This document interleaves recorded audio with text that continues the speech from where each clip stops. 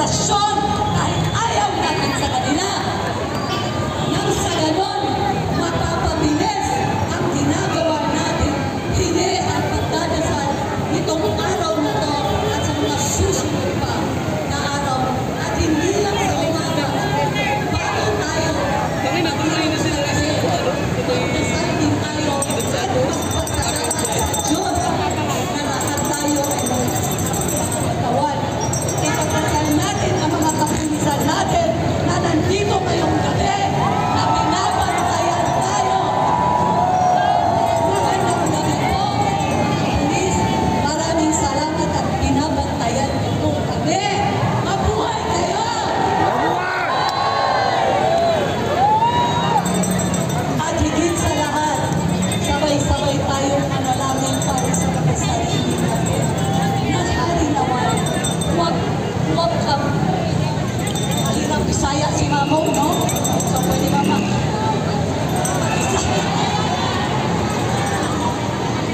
So nandito pa rin tayo mga kababayan sa may bahagi po ng Mendiola na kung saan ay napakarami natin mga kababayan na nandito sa harapan mismo ng Mendiola.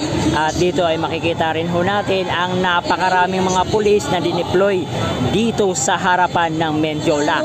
So bukod dito sa may barikada, no, may nilagay na silang barikada, merong barbed wire, ayan mga kababayan, ay meron pa silang dineploy na mga kapulisan doon sa mismong gate nitong Mendiola. So yung ating mga kababayan dyan sa itaas ay pinapalis na ng ating kapulisan kasi nga sa sobrang daming tao dyan sa footbridge na yan ng Mendiola kaya baka bumagsak, no?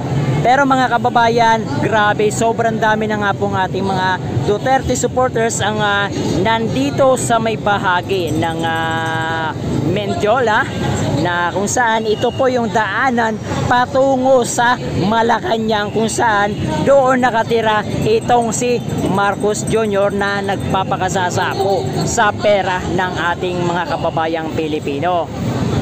Ayan, lalabas naman tayo. Excuse po. So ayan, sobrang dami ng ating mga kababayan ngayon dito.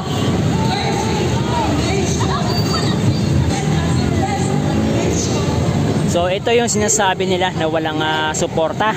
Ito, nag-umpisa na at mas dadami pa ito mga kababayan.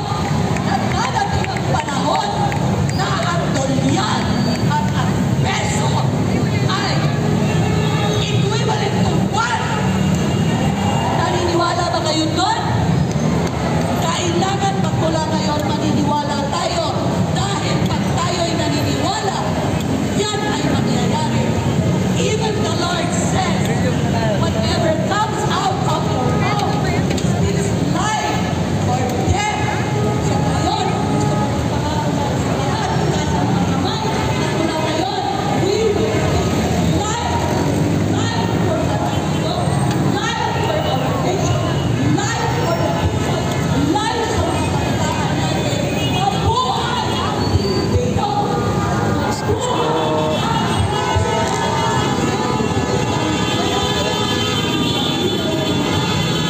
So ayan mga kababayan, nag-iingay na nga po.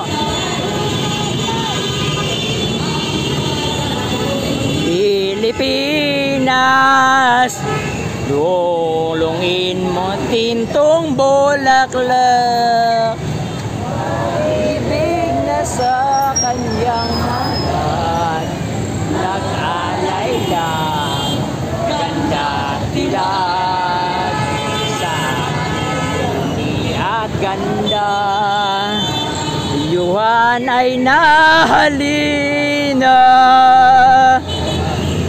bayan ko, iniwan ka, nasadlak sa dusa.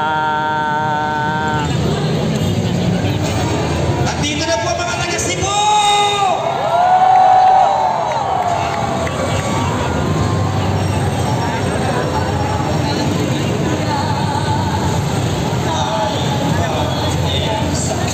Grabe mga kababayan, ang dami na. Mas dadating pa ito kasi ang oras po ng take video natin is 7:23 ng gabi. Ay grabe. Kita nyo yan.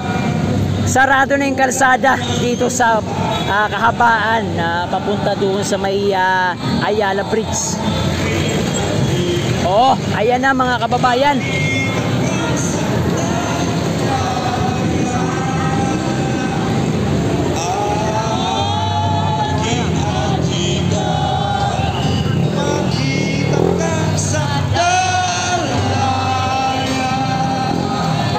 Mabuhay ang Pilipinas! Mabuhay ang Pilipinas! Maraming salamat, Mamu.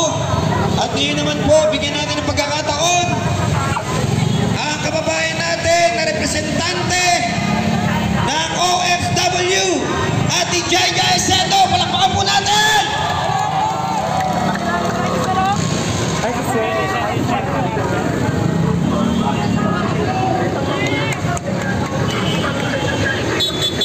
So ay mga kababayan, no? Pati dito. Andito na rin si GM Morales. Oh. Ay grabe yung idol natin, no? Bago lang? Ilang minutes? Tinatawag na bayani pa lang ng yun. Pilipinas ang mga OFW. Sino mo dito ang mga OFW? Saludo po sa inyong lahat, sa inyong sakripisyo para sa pamilya. Tayong mga OFW. Libre yan. Libre. Ayun. Nakanya pa na buto. Thank you po. Ayun. Thank you sa nagbigay, no? Ayan. Katulad ng mga bansa. Thank you sa nagbigay ng pagkain dito. Bakit kaya ng ibang bansa Yan, oh. na gawing malinis ang kanilang pamamalaan Ay, patay na. Minalas hindi na. sa kanilang gobyerno? Grabe. Wala na. Nasarado na dito. Bakit tayo hindi? Sarado na yung kabilang.